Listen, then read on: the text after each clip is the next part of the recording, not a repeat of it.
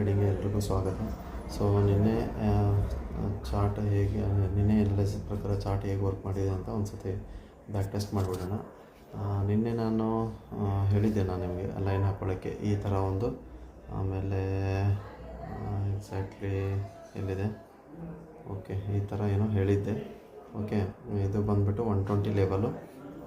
120 level break ಆದರೆ 26,000 target ಮಾಡಿ, but 26,050 ಹತ್ರ ಬುಕ್ ಮಾಡ್ಕೊಳ್ಳಿ, ಕಂಪ್ಲೀಟ್ಲಿ ಕ್ಲೋಸ್ ಮಾಡಿಬಿಡಿ ಮಾರ್ಕೆಟು ಅಂತ.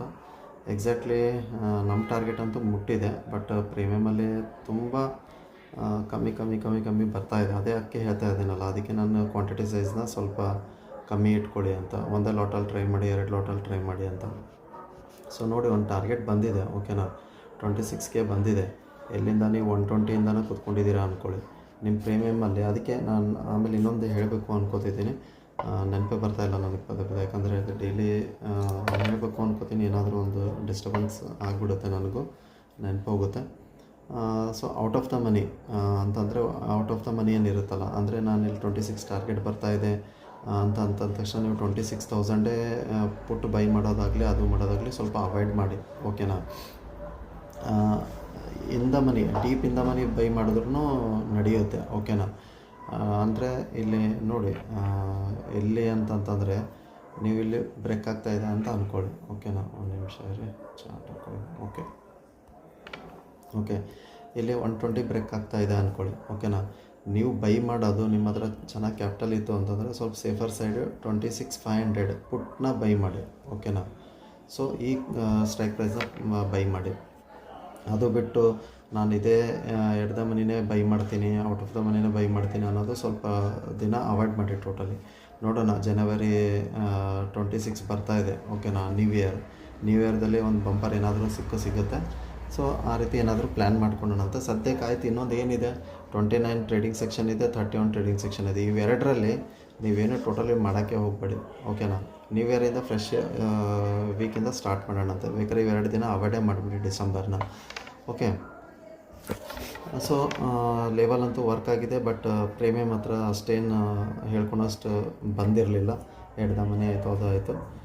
ಅದಕ್ಕೆ ಸ್ವಲ್ಪ ಚೂರು ಕ್ವಾಂಟಿಟಿ ಸೈಜ್ನ ಕಮ್ಮಿ ಇಟ್ಕೊಳ್ಳಿ ಅಂತ ಹೇಳ್ತೀನಿ. ಎನಾಲಿಸಿಸ್ ಸ್ವಲ್ಪ ಸಿಂಪಲಾಗಿ ಇಟ್ಕೊಳ್ತೀನಿ ಇವತ್ತು, ಓಕೆನಾ. ನೆಕ್ಸ್ಟು 25,990 ಬ್ರೇಕ್ ಆಯಿತು ಅಂದ್ಕೊಳ್ಳಿ, ಓಕೆನಾ. ಫಸ್ಟ್ ಟಾರ್ಗೆಟ್ ಬಂದುಬಿಟ್ಟು 950 ಇದೆ, ಆಮೇಲೆ ಬಂದುಬಿಟ್ಟು 840 ಇದೆ, ಓಕೆನಾ. Down side, put side, okay. Totally completely chart ಏನು ಹೇಳ್ತಾ ಇದೆ, ಡೌನ್ ಸೈಡ್ ಬರ್ತಾಯಿದ್ದೀನಿ ಅಂತ ಹೇಳ್ತಾ ಇದೆ.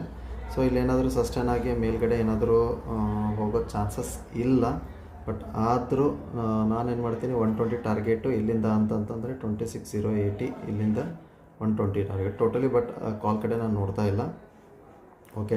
ಟೋಟಲಿ ನೋಡೋಕ್ಕೆ ಹೋಗ್ಬಿಡಿ ಕಾಲ್ ಸೈಡ್. 26 ಬ್ರೇಕ್ ಆದರೆ ಈ ಟಾರ್ಗೆಟ್ ಮಾಡಿ, ಇದು ಟಾರ್ಗೆಟ್ ಮಾಡಿ. ಇಲ್ಲ ಅಂತಂತಂದರೆ ಟೋಟಲಿ ಕ್ಲೋಸ್. ಅದೇ ಹೇಳ್ತಾ ಇದ್ದೀನಲ್ಲ, 2 ದಿನ 2 ಡೇಸ್ ಅಷ್ಟೇ ಇದೆ, ಓಕೆನಾ. 2 ಡೇಸ್ ಕಳ್ಕೊಂಡ್ಬಿಟ್ರಿ ಬಿಟ್ಬಿಟ್ರಿ ಅಂತಂತಂದರೆ ನಿಮಗೆ ಒಳ್ಳೆ 2026 ನ್ಯೂ ಇಯರ್ ಬರ್ತಾಯಿದೆ. ಆವಾಗಿಂದ ಒಂದು ಚೆನ್ನಾಗಿ ಅನಾಲಿಸಿಸ್ ಮಾಡಿಕೊಂಡು ಚೆನ್ನಾಗಿ ಒಂದು ಏನಾದರೂ ಹೇಳ್ತಾ ಇರ್ತೀನಲ್ಲ, 50+ ಪಾಯಿಂಟ್ಸ್ನ ತೊಗೊಳೋಕ್ಕೆ ಟ್ರೈ ಮಾಡೋಣ ಅಂತ, ಓಕೆನಾ. ಸೊ ಸಿಂಪಲಾಗಿ ಇಷ್ಟೇ ಇಟ್ಬಿಡೋಣ. ಇನ್ನೊಂದು ಸತಿ ಕರೆಕ್ಟಾಗಿ ನಾನು ಲೆವೆಲ್ ಹಾಕ್ಬಿಡ್ತೀನಿ, ಓಕೆನಾ. 26,070 ಮೇಲ್ಗಡೆ ಹೋದರೆ 26 ಟಾರ್ಗೆಟ್ ನೋಡ್ತಾ ಇಲ್ಲ ಜಾಸ್ತಿ, ಇಷ್ಟಕ್ಕೆ ಕ್ಲೋಸ್ ಮಾಡಿಬಿಡಿ. ಬಟ್ ಟೋಟಲಿ ಅವಾಯ್ಡೇ ಮಾಡಿ ಕಾಲ್ ಸೈಡ್, ಓಕೆನಾ. ಬೇಡವೇ ಬೇಡ. ಇದು 26K ಬ್ರೇಕ್ ಆದರೆ ಕೆಳಗಡೆ ಬಂದುಬಿಟ್ಟು 840 ಟಾರ್ಗೆಟ್ ಇದೆ, ಬಟ್ 940 ನೋಡ್ಕೊಳ್ಳಿ ಒಂದು ಸ್ವಲ್ಪ ಲೆವೆಲ್ಲು. ಅದನ್ನು ಬುಕ್ ಮಾಡ್ಕೊಳೋದು ಕಳೀರಿ, ಯಾಕಂದರೆ ಇಲ್ಲಿಂದ ಇಲ್ಲ 50 ಪಾಯಿಂಟ್. ಅದಕ್ಕೆ ಹೇಳ್ತಾ ಇದ್ದೀನಲ್ಲ, 1-2 ಡೇಸ್ ಬಿಟ್ಟರೂ ಚೆನ್ನಾಗೇ ಇರುತ್ತೆ. ಆದರೂ ಹೇಳ್ತಾ ಇದ್ದೀನಿ, 900 ಅಥವಾ 950 ಇವು 3 ಲೆವೆಲ್ ಇದೆ. ಇವು 3 ಲೆವೆಲಲ್ಲಿ ಯಾವುದಾದ್ರೂ ನಿಮಗೆ ಬುಕ್ ಮಾಡ್ಕೊಂಡು ಇಷ್ಟ ಮಾಡಿ. ಸೊ ವಿಡಿಯೋ ಇಷ್ಟ ಆದರೆ ಲೈಕ್ ಮಾಡಿ, ಸಬ್ಸ್ಕ್ರೈಬ್ ಮಾಡಿ. Thank you so much.